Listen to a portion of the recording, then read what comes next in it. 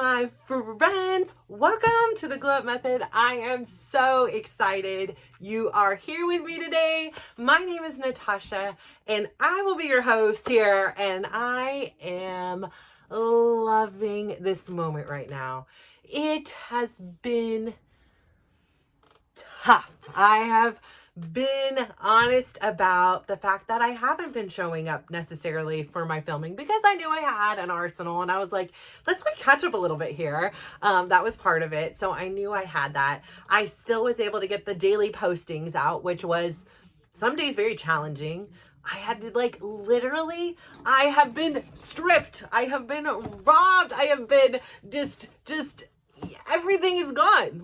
Everything I used to make me, in one quick freaking flash and a snap of a finger, was legitimately gone. And I was left raw and naked. It's literally what I felt like. I was like, is this a nightmare? Is this a dream? Is this real? How do I move? How do I function? I didn't know where to start. Suddenly I'm getting onslaughts of you're off of this bill, you're off this bill, go get your own video, your own TV, oh wait, here's this bill, oh wait, we're wasting a lot of money on this, I don't even watch TV, why am I spending money on this, oh wait, I don't need this big of a garbage can, and cut my bill in half, insurance, this. So you have this onslaught of crisis things, just to have the day-to-day, oh, you need your own freaking way to get into the electricity and all. So you got that going on, right? And then you got kids, right? So first off is survival. So it's figuring out what items in this monthly net here are really necessary for our survival. Food, water, clothing, heating, shelter, right? Automobiles, I know I can, but with my lifestyle, we don't have a public transportation system here where I live that would, facilitate that. So you got automobiles, you got automobile insurance, you got automobile gas, you got maintenance. There's so much things, right? So you got survival. And then you have kids, right? So then you've got the kids survival. You've got their, their continuity of care. They're still being able to participate in soccer, and they're, like I say, their FIFA tournaments. And internet is really important when you have 3 content creators, and you add me in there, 4 content creators living in the house. We were laughing the other day because I was like, this is one of these incubators. It's a content creator incubator here. We need to really get focused and be vibing off of one another. And they're all in different areas, but yet the theme, everything I've said on here, whether it be going through a divorce, whether it be weight loss, whether it be moving, changing jobs, changing careers, getting into a relationship, getting out of a relationship, whatever it is, it's the same principle. It's the same thing. It's plug and play. And so I need to tell myself that, remind myself, just as I'm reminding you, that these things that I talk about in here, I know sometimes while it being cryptic and you have to kind of find the message in there, they're there. The whole point is it's the consistency. It's showing up every day. It's honoring who you are, listening to your body. Hi, I'm guilty as charged of not always doing so, but 100% doing better than I used to. So while I can recognize that I don't always do what I want to do because actually, I don't always not do what I want to do because I'm stubborn, because I find this balance of when I dance and when I walk, it fuels my tank. If I do, it causes pain. But if I don't, my tank is really low, and that causes a different kind of pain. So it's learning how to kind of navigate and find the balance. I've said this on here 100 times before. I'm an all-in kind of girl. So that means for me, I know I go 0 to 100 real quick. And it takes me a minute. I do a lot of thinking and now incorporating not just the logic, but incorporating how is it I feel? What is going on? And honoring that process instead of just bulldozing and trying to force myself and push it through and how dare you not be so strong, and how dare you not get through this, and how dare you freaking cry every day because your marriage of 25 years failed, even if it was less than blissful, even if it was less than perfect, even if you knew in March, which ironically I'm here, the ones that the videos that I'm watching to post like in real time, like if you go back to these dates, which is like, you know, Tuesday, right now it's Tuesday, November the 19th. So like a couple days ago was like when I got the message from Chris saying that he, you know, the letter and like just the irony of it all and the messages of it all, like has been actually really good, because there's this part that wants to still romanticize this relationship, that still wants to romanticize and almost feel like this, you know, because I'm such a loyal person, I don't give up. Like, I didn't move out, you know, like I didn't get another relationship. Like, I'm so loyal. And there's this piece of me inside that no matter what, if I can say, oh, declare I'm a single, this curtain's going to get on my nerves today, but I declare myself I'm single or do these things. I was never enacting on it. You know, I wasn't doing anything because, again, I need my moral compass. Everybody's is different. My moral compass is not yours, and yours is not mine. And for me personally, I need to do things that allow me. I want to see my piece over here. I don't even know if it's backwards by the way you guys watch, but I want to do things that align with who I am. That way, when I go into bed and I go to sleep, I'm not ruminating on something like that didn't feel right, like that didn't feel good.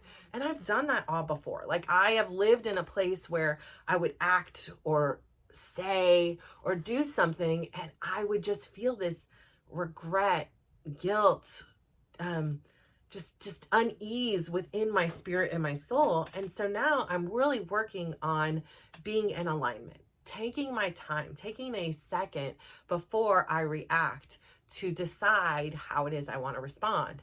And so, yeah, like I've said on here, it's been a mix of emotions. There's times that I'm like, yes, I am actually saving money now, which again, Miss Frugal over here loves to do. But I'm also like trimming the fat. There's a lot of excess things in this house that have accumulated over 23 plus years in there. And it's filled with memories and expectations of maybe this was something that was my grandma's or my uncle's, and now I become a mausoleum and I continue to hold on to it. But what this process has taught me, like, it's time for a fresh start. I am broken down, naked, bearing it all. I am unable to work out in the fashion in which I had become uncomfortably doing. I am no longer in a relationship with somebody that I was comfortably uncomfortable with. And again, I will never say what will happen in the future. Like I said, there's been some crazy emotions that have come up over these last few weeks. And I'm like, wait, what? Like, what? Why am I feeling this way? Why am I missing this? Why am I thinking of this person? Why am I this and this and this? You know, trying to understand what is going on. And I'm curious, but I'm shocked a little bit. And I'm like, where did that come from? Like, you know, and what is it really? Is it fear? Is it genuine? Is it a little bit of both? Is it I'm scared and I want my comfort? I want my security blanket back. But each time I continue to do something that moves the needle forward, that moves my life forward, I feel this sense of empowerment, and I feel this sense of pride that this is in alignment with where I want to go, regardless of what the outcome is, right? Where I am today is I'm doing some big girl stuff, and I always have, but I'm doing some really big girl stuff, but I'm still making time to be me. Sometimes it was like a 5-hour meal yesterday. I was like, man, this took longer than Thanksgiving's going to take next week. But I was able to have dinner with my kids, and I was able to enjoy that time with them instead of sitting here and stressing out about other things. I cooked a great meal with them. I had great conversations with them. I'm winning. Like, that is the beauty of it all, is they're still healthy. They're still able to have those communications with me. They're still willing to. They're still here, and they're still laughing and, you know, being joking with one another and being serious. So, like, life is good. Like in that moment, yeah, there may be a bazillion stresses and other factors going on behind the scenes. But in that moment, all that mattered was my time with my kids. And that moment, we had food on the table. In that moment, I had shelter and electricity, and it was all taken care of. So overall, things are good. And so I know, I got my little cortisone shot last or whatever it was. And again, I'm not a pill taker. I could fix this and think person, but it just got so excruciating that like, I just was unable to function the basics of life. I'm not even saying like, let me dance. I was like, let me walk, let me go to sleep. Let me get off a chair or on a chair or sit in a chair and not want to scream. And like I say, I have a very, very high pain tolerance. I have had 4 children. I keep it real. I have a very high pain tolerance. And so I just couldn't handle it anymore. And I was like, I will throw whatever at it. I haven't done. So I really took this other week off, and I did cheat by going this morning, but I tried to keep it. I tried. I did not do everything. And then I'm also deciding I'm not going to go tonight or whatever. So I'll go tomorrow again. And then I'll go on Thursday. And then Friday I'll leave as a question mark because I don't want to push it. And I was able to get through some of it. My pain level was at a 4 instead of a 12. And so for me, that was a win. And I, like I said, I didn't do the things that tend to really exasperate the issue. Enough on that. But what I want to say here is it feels good to be me again. Like when I was in that dance class, man, today, and I've been going to the dance classes like before the shot, right? And I just felt like a shell of a human. Like I was there, but I wasn't there. And I felt that almost like that me, that was my me. Like I couldn't get to her. Like she was just in a dark place, and it felt like I was a being in her body and I was moving, but I wasn't there. Like my soul was somewhere huddled up in a closet with a blanket, bombarded like I was a little girl, and I used to bombard myself like that. My door was shut. Like you couldn't get in and you couldn't get me. I couldn't even reach me. I couldn't reach my soul.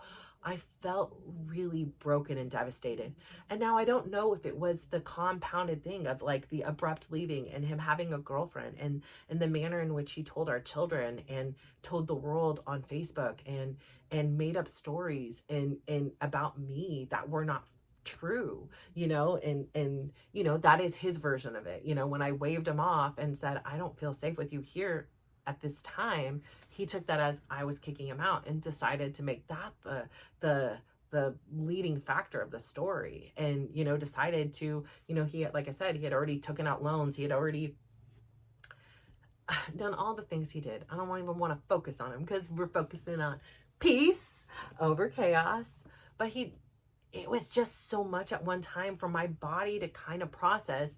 And it was in pain, and it didn't have an outlet. And when I went to my outlet, it wasn't working. Like it wasn't working. The things I did and knew, the meditating, the shower, like I was doing them and they did have some benefits, but they weren't working like they were supposed to. And I really just had to honor that process and say, this is going to be a day-to-day journey. And I had to look up, like, what are the stages of like grief? Like remind me, because I need to remind myself that, like when I go through something, like when my uncle passed and my aunt passed and I've lost, relationships with people, I've had to reflect back because for some reason I don't remember the stages by heart because I don't know. I just don't. But it's really helpful to remind me, and I hope it's helpful to remind you too, like when there are changes and they're drastic and you're experiencing a mourning or a grief, it is a process, right? Like it has different stages and times, and even within a day, an hour, or even a few minutes, they can really ebb and flow. And especially when you have, these kids that are just this, for me, it's like little pieces of my heart out in the world. And when I hear how it's impacted them, that mama bear comes out, and it's like, she comes out first because she's going to bite your head off. But like, then the inside hurts because at the end of the day, right? Mama bear's just hurting, or mama bear's cubs are hurting, or mama bear's friends are hurting, or, whatever it is, part of her pack or whatever. someone she cares for is hurting, and that really hurts me. Like, it just, I can't explain, but I feel it, like literally here. I feel it in my stomach, and of course, like, you just want to fix it. Like, and I'm pretty good at fixing a lot of things, and you know, you think you've covered every basis, and and everything's okay, and then things kind of come out, because not all the time is everyone able to articulate or even understand they're having an experience. I reflected back to, like, one time I had explained on here, you know, we were taking these family pictures, we were goofing around on the sofa, and I'm like, hey, Brad, come on, let's take some pictures. And, you know, we're doing these selfies, and it was me and the kids, and Brad didn't want to come, and he ended up coming, and he jumped on my lap, and then he put his head back. That's all he did. And it ended up hitting me just right. And when it did so, I felt this immediate, like, gush, like, of warmth across my forehead, and I thought for sure I was bleeding everywhere. And so I grabbed my head and I screamed because it hurt really, really bad.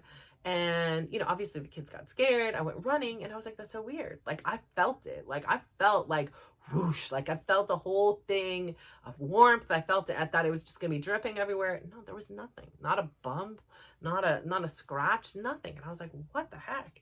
And so I immediately had a headache. I didn't feel well, but, you know, I went on with life. It's like, I really didn't realize until a couple days later, when, like, I was doing things that were just unusual, were out of character, that, like, someone's like, I think you need to go to the ER. And I was like, yeah, I think so. It's just, sometimes when you're in it, you don't even really realize what's happening, right? You need that a little bit of space and distance to understand, oh yeah, I was really struggling. I mean, sometimes it's obvious, right? I'm breaking down in tears. I'm breaking down in the car. Man, sometimes these songs that come on, like I say, I'm a real sucker for a song.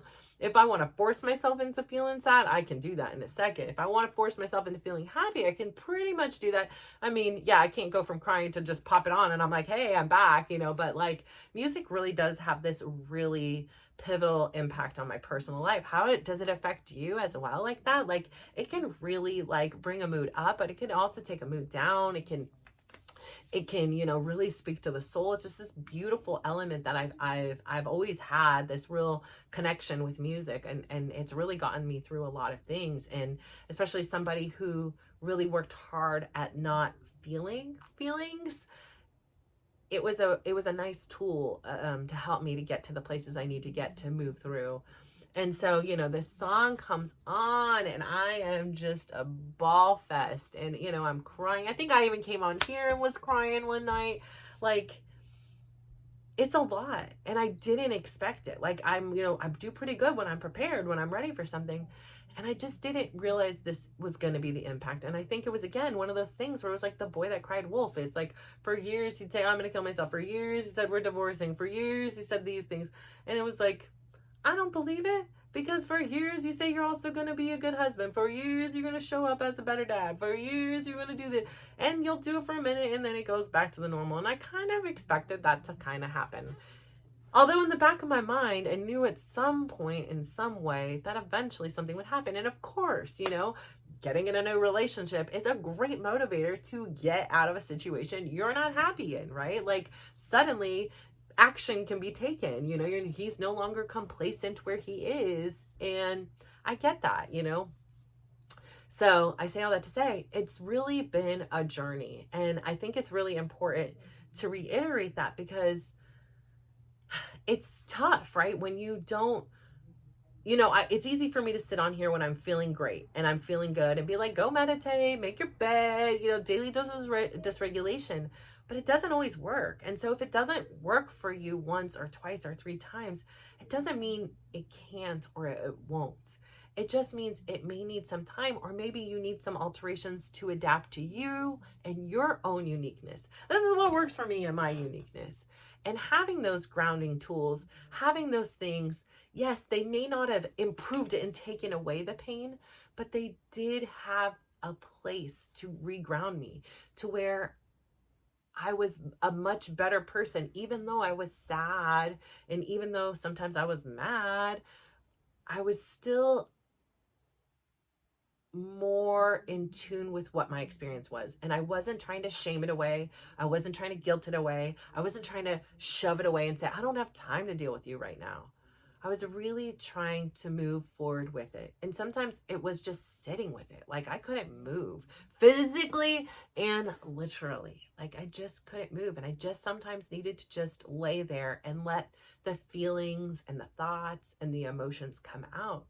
So this morning when I woke up, and I was actually, truth be told, I was woken up at 4 in the morning because for some reason Brad's on a phone call and he's my neighbor. And you know, when you're a mom, you're always on freaking alert, right? Like you hear something, you know, I'm asleep, I'm in a dream, and I have to sleep kind of wonky because it's like the firmest part of my bed is at the foot of my bed. So I'm sleeping this way versus this way, which makes me very close to his, you know, this wall here in his room. So I can hear it. And he's talking. And so I don't know what he's saying, but I hear him talking. So I'm like, what? You know, what does he need? What happened? You know, mom is on call 24/7. She's ready to go. And I realized, wait a minute, nobody's in here, but I can still hear him talking. Can't hear what he's saying, but I hear the talking. And I was like, he's on the phone or something. I'm like, why the heck are you on the phone at 4 a.m. over here? And he was like, why are you awake? You know? And I was like, but then I couldn't sleep for hours. And eventually I kind of like dozed off for a little bit. And then I did a little body check, and I was like, okay, so, you know, my son Dylan yesterday was like, you sent me a message last week. It said, keep me honest. No exercise, no this, no that. So last night he's like, you better not go to the gym. I'm like, yeah. So I was like, I'm going to go, but take it easier. And, you know, I really needed to move. I needed like a plant needed sunshine. I just needed it. And there was nothing else. And I was like, I haven't done anything. Let me just go. I'll bring my back braces. I'll take it easy. Like I'll do anything. I'll do anything. And I got there, and the energy of I stayed in the back of the class like a good girl. I stopped on a few occasions. I didn't do a few things, but just something about the energy of the room, and something about the music, and something about the instructor just put a smile on my face from the minute it started until the minute it ended. And I just felt like I was home. I felt like I was just free, and I was me, and I wasn't concerned about the pain in my leg or my back. I wasn't concerned about the pain in my heart and my home and my kids. I just was me for a few minutes, and it felt so good to feel alive again. And so I won't say I'm 100% where I was before, but damn, I'm close, and it feels so good. And there was this one song, and it was that kind of, I connected with, you know, whenever something happens, there's like a song or something. And I really connected with this song, and it was like, and I don't even know the full words or the context, but there's a phrase in it, and it was like, until I can breathe again. Well, you know, hold on, I'm slowly coming back to life. And for me, that's what I feel like. It's like, okay, I can breathe again. I'm not there, but I'm in the right direction. And it feels really good to feel free. I had to change some passwords, right? Because, you know, our passwords are universal. Like everybody knows them. And I needed to create a new account, which took me this whole dizzy. And do I keep the password the same because it's easy? And I sat there and I found the perfect password for me. And I was like, yes, that is the new motto. That is the new book I'm writing, right? Like not literally, but the book of my life. It's not a chapter closing. It is the end of that story. It's like a trilogy, right? There was my life before Chris. There was my life with Chris. And now I'm in this third part of the book, the trilogy, and it's my life without him. And I know that there will be parts that he's here. Like I say, he's coming tonight at some point to help because our wireless stuff is still having trouble. I can't get my light on back here. My garage won't open. And he's a tech guy. And thankfully, at this day, we are in a place where there is cordial conversations. Does that mean he's still helping out financially? No. Does that mean he's doing anything extra and taking the kids out to eat for dinner, inviting them over for dinner? No. It does not mean any of those things change, but I am super appreciative of the fact that he's coming over and willing to establish a baseline here of our technical support, and it's not something I need to learn and take over. Now, when he does things, I am being more watchful and like, wait, how do I do this? Even though I don't want to learn, but as I said before, if I do the tech support, then what's the point for you? But it is very empowering to learn and know and not have to depend on him or anyone else in order to, you know, get my modem working or whatever it is. And so that also fuels my fire. Like that gives me this empowerment and this strength and this confidence that some of those doubts I had a few weeks ago, that I didn't know how I was going to do these things, I didn't know what was going to happen, and da da da da da, I'm doing them. And it doesn't happen overnight, but it does happen. And some things are overnight because they have to be, but other things take a little bit longer. And my back is getting a little bit better. I'm getting a little bit stronger. I am honoring the fact that I have a heartache and a sadness, and I'm figuring things out. And I really do believe, again, that this situation, much like anything, it's the same thing. It's the consistency. It's the discipline to show up. It's, you know, yeah, there's a part of me that just wanted to lay in bed, pull the blankets over my head and be like, this isn't happening. I don't want to do this. I don't want to get out of bed. Like I'm hurting. I'm hurting emotionally and mentally. I've been completely abandoned. Not only that, now I am the only one, literally. I mean, it felt like it always, but now literally I'm the only one, you know, cruising on this ship. You know, like what happens if I go down? There's a lot of people depending on me here. And I can't do this all on my own. Like, I mean, I can, but I don't want to, right? And so I think that this is part of the healing journey, and it's where the growth is going to happen. Just like my weight loss, when I first started, it was really scary, and I didn't have the confidence I could do it. I didn't document it because I was like, I'm probably not going to stick with it, to be honest. Like, I was being honest. I'm not getting rid of the clothes that don't fit because I'm probably going to go back to being big. That's all I ever knew was failing in these senses, or the fear of failing and then never showing up or even trying because I might fail. And then I had that click, that change, that I was like, I would rather go down fighting and know I tried, that I attempted something and I at the very least learned a lesson, than to have this fear and sit immobilized for the rest of my life and do nothing as the rest of the world goes on and moves forward. And I just felt like that just wasn't for me. Like I could, what did it hurt if I spent a few minutes with myself, if I took a self-care Sunday? What would it hurt if I only ate in these window of times? What would it hurt if I took a 1-block walk? And if I didn't like any of those things, like I say all the time, I could go back. I don't have to keep walking. I don't have to keep intermittent fasting. I don't have to do any of those things.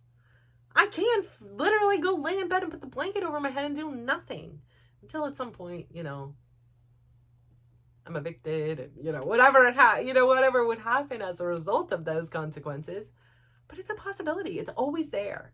And so having the discipline to get up every day, having the courage to say, I don't know how to do this, but I am going to attempt to figure it out. I'm going to pull resources. I'm going to study. I'm going to do these things.